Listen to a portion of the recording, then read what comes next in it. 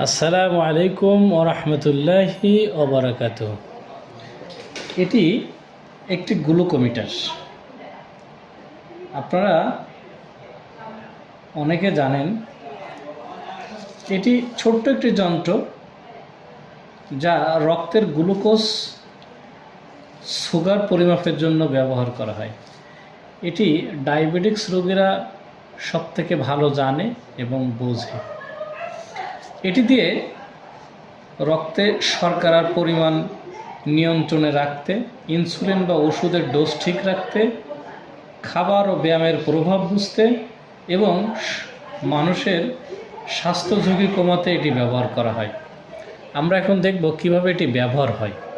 এটি হচ্ছে একটি মনিটর এবং এর সঙ্গে লাগবে একটি স্ট্রিপ। এটি ওয়ান টাইম স্ট্রিপ। আমরা এই স্ট্রিপটা এখানে, এই স্ট্রিপের দুইটি পার্ট, যেখানে এই দাগগুলো থাকবে সেটি এখানে আমরা প্রেস করব এবং এখানে একটা দাগ মতো দেখা যাচ্ছে, দেখতে পাচ্ছেন।